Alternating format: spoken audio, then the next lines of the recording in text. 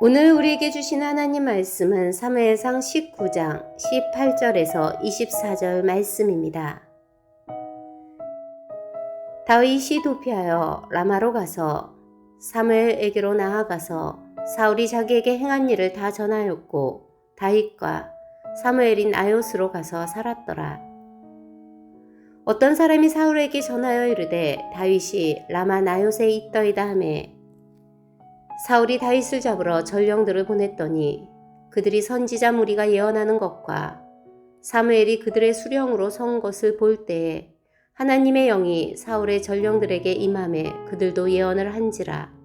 어떤 사람이 그것을 사울에게 알림해 사울이 다른 전령들을 보냈더니 그들도 예언을 했으므로 사울이 세 번째 다시 전령들을 보냈더니 그들도 예언을 한지라. 이에 사울도 라마로 가서 세구에 있는 큰 우물에 도착하여 물어 이르되 사무엘과 다윗이 어디 있느냐. 어떤 사람이 이르되 라마 나요스에 있나이다. 사울이 라마 나요스로 가니라. 하나님의 영이 그에게도 임하시니 그가 라마 나요스에 이르기까지 걸어가며 예언을 하였으며 그가 또 그의 옷을 벗고 사무엘 앞에서 예언을 하며 하룻밤 낫을 벗은 몸으로 누웠더라. 그러므로 속담에 이르기를 사울도 선지자 중에 있느냐 하니라.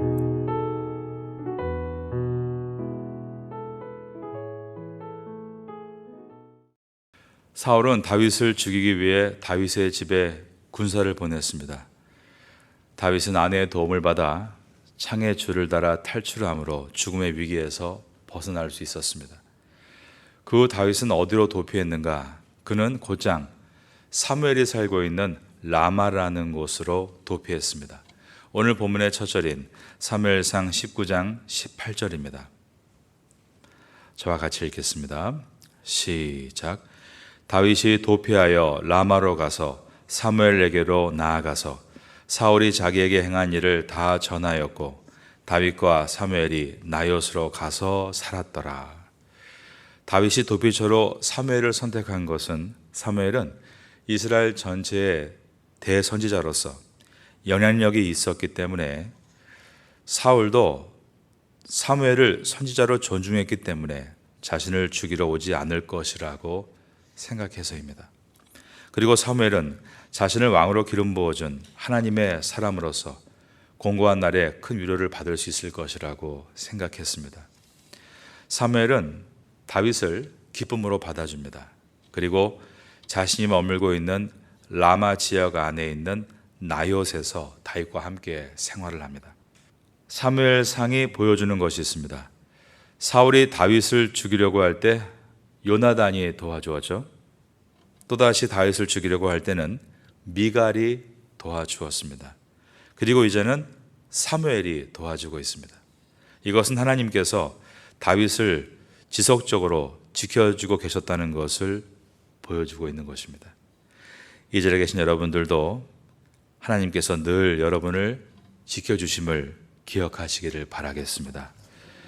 다윗이 사무엘의 도움을 받기 위해서 라마로 내려간 것은 정치적으로 매우 큰 사건이었습니다. 사울은 다윗을 향해 대적이다라고 말을 합니다. 그 내용이 오늘 본문의 앞절인 19장 17절에 들어 있습니다. 사울이 미갈에게 이르되 너는 어찌하여 이처럼 나를 속여 내 대적을 놓아 피하게 하였느냐. 사울이 대적이라고 다윗을 선언했습니다. 그런데 그와 같이 왕이 대적이라고 선언한 다윗을 사무엘이 받아줬다는 것은 사무엘의 목숨도 보전될 수 없는 위험한 일이었습니다. 그러나 사무엘은 다윗을 보호하겠다라고 결정했습니다. 이 같은 결정은 사무엘은 하나님의 뜻을 알고 따르는 사람으로서 지금 다윗을 보호하는 것이 하나님의 뜻임을 알았기 때문입니다. 우리도 사무엘 같은 사람이 되어야겠습니다. 궁지에 몰린 다윗을 돕고 있는 사무엘 같은 사람 말입니다. 그런데 그러기 위해서는 우리는 사무엘처럼 하나님의 뜻을 바르게 깨달을 수 있도록 깨어있는 사람이 되어야 합니다. 여러분 주변에 사무엘 같은 심지가 깊은 사람이 있어서 여러분을 도울 수 있다면 참 좋겠습니다. 저도 여러분에게 그런 사람이 되고 싶습니다. 그리고 여러분도 누군가에게 사무엘과 같이 좋은 멘토가 되어주시고 신앙의 힘을 불어넣어 줄 수 있기를 바라겠습니다. 사무엘과 같은 훌륭한 신앙과 지혜와 책임의식을 갖는 여러분 될 수 있기를 예수님의 이름으로 축원합니다. 다윗이 선지자가 살고 있는 라마 나요스로 피신했다는 소식은 사울의 귀에 쉽게 들어갔습니다. 왜냐하면 사울의 왕궁이 있는 기브아에서 라마 나요까지의 거리가 불과 5km밖에 되지 않았기 때문입니다. 그래서 사울은 전과 같이 곧바로 다윗을 잡기 위해 군사들을 보냅니다. 19절과 20절입니다. 어떤 사람이 사울에게 전하여 이르되 다윗이 라마 나요스에 있더이다 하매 사울이 다윗을 잡으러 전령들을 보냈더니 그런데 사울이 보낸 군사들이 사무엘이 있는 곳에 도착했을 때 선지자들이 예언을 하고 있었다라고 되어 있습니다. 20절 중반에 그들이 선지자 무리가 예언하는 것과 사무엘이 그들의 수령으로 선 것을 볼 때라고 되어 있습니다. 선지자 무리는 당대의 대선지자였던 사무엘의 지도를 받기 위해서 그의 주변에 모여들었던 훈련생들을 말합니다. 이들은 모두 일시에 예언을 하고 있는데 예언하다 히브리어 나바란 단어를 번역한 것입니다. 이 뜻은 하나님의 영이신 성령에 감동되어 여호와의 영광을 찬양하는 상태입니다. 그런데 하나님의 영이 사울이 보낸 군사들에게도 임하고 그들을 사로잡기 시작했습니다. 그러므로 그들도 예언을 했습니다. 20절 하반절입니다. 하나님의 영이 사울의 전령들에게 임함에 그들도 예언을 한지라. 이 예언도 마찬가지로 히브리어 나바를 번역한 것으로서 군사들도 하나님의 영이신 성령에 감동되어 여호와의 영광을 찬양하는 상태로 들어간 것입니다. 이러한 상태를 엑스터시, 황홀경이라고 부릅니다. 사울은 다윗을 잡아서 오라고 병사들을 보냈는데 이 병사들이 하나님의 영으로 충만한 분위기 속에 황홀경, 엑스터시를 경험하며 결국 다윗을 잡는 것을 포기해야 했습니다. 사울이 이 말을 듣고 다른 군사들을 보냅니다. 그런데 그 군사들도 똑같이 황홀경에 빠져서 다윗을 잡는 일을 포기합니다. 그러자 다시 군사를 보냅니다. 그런데 세 번째 보낸 군사들도 마찬가지로 성령의 충만을 받아서 그들이 선한 마음이 되어 다윗 잡기를 포기했다. 21절입니다. 어떤 사람이 그것을 사울에게 알림해 사울이 다른 전령들을 보냈더니 그들도 예언을 했으므로 사울이 세 번째 다시 전령들을 보냈더니 그들도 예언을 한지라.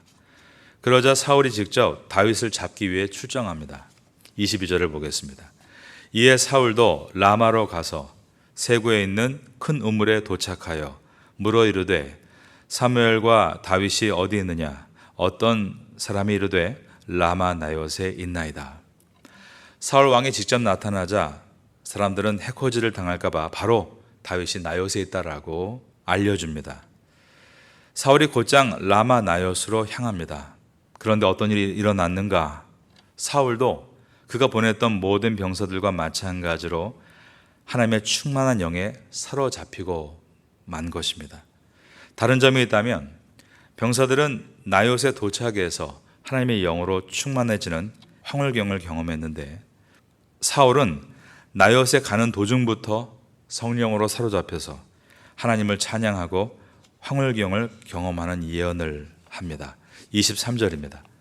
사울이 라마 나요스로 가니라 하나님의 영이 그에게도 임하시니 그가 라마 나요스에 이르기까지 걸어가며 예언을 하였으며 그리고 그 성령의 역사가 얼마나 컸는지 그는 왕복도 다 벗어버리고 하루 종일 누워서 예언을 합니다. 24절입니다.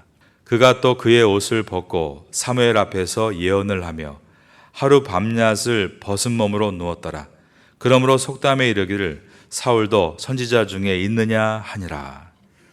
사울이 옷을 벗다란 히브리어 베게드란 단어는 겉옷을 벗는 것을 말합니다. 그러니까 왕복을 벗었다라는 뜻입니다. 그는 다윗을 죽이겠다는 악한 생각을 가지고 라마 나요스로 왔었습니다.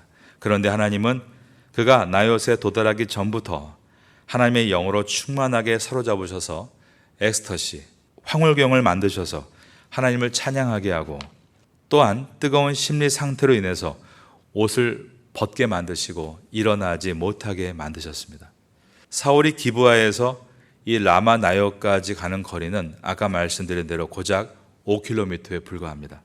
말을 타고 달리면 1시간 이내에 잡을 수 있는 거리입니다.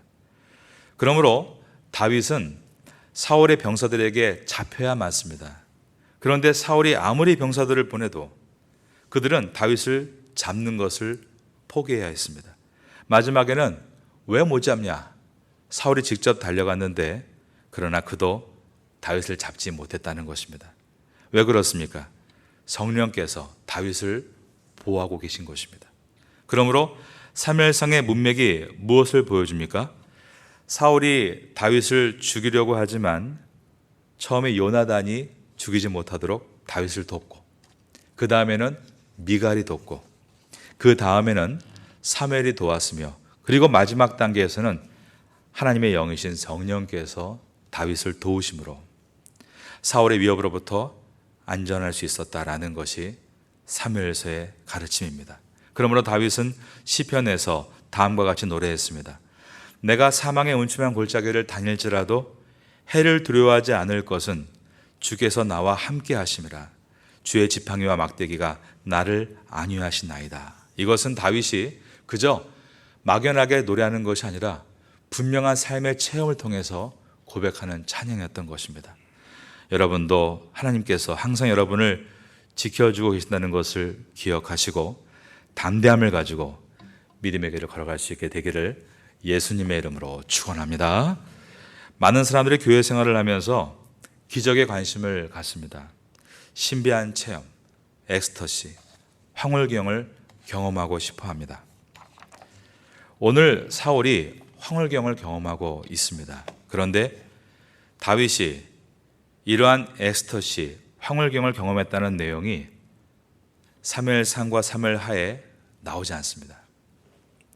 사무엘상하는 오히려 다윗은 특별한 표적과 기사를 경험했다는 이야기 대신에 그가 하나님의 주권 안에서 매 순간 하나님과 동행했고 하나님의 뜻을 따라 우직하게 삶의 현장에서 뛰어갔다라고 기록해 나갑니다.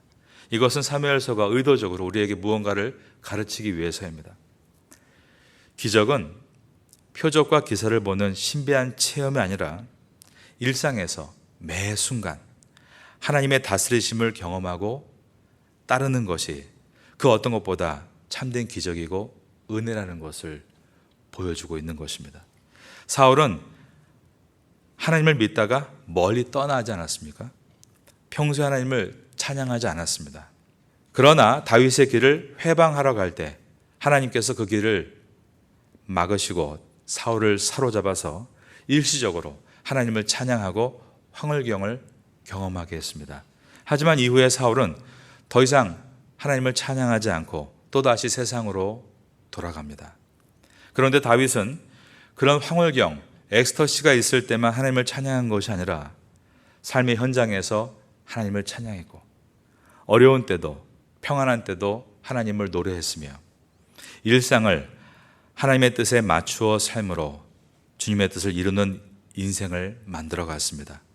어느 것이 귀한 것입니까? 여러분, 이단 집단이 가장 많이 경험하는 것이 무엇인지 아십니까? 바로 엑스터시, 황홀경입니다. 왜 그것이 이단 집단에서 많이 일어난다고 생각하십니까? 그 이유는 그것을 원하는 사람들이 모여있기 때문입니다. 신비한 체험이 신앙이다 라고 잘못 이해하면 이단의 유혹에 밥이 됩니다. 20년, 30년을 열심히 교회 생활하는 사람이 한순간에 이단에게 넘어가는 이유가 거기에 있습니다. 성도는 나를 구원하신 예수 그리스도의 십자가의 감격과 이전 것은 지나갔으니 보라 새 것이 되었도다. 하나님의 자녀로서 새롭게 시작한 삶에 대해서 신앙과 인격이 점점 발전하는 성화의 삶을 사모하는 사람들이어야 합니다. 물론 신앙생활을 할 때 신비한 체험도 하게 됩니다.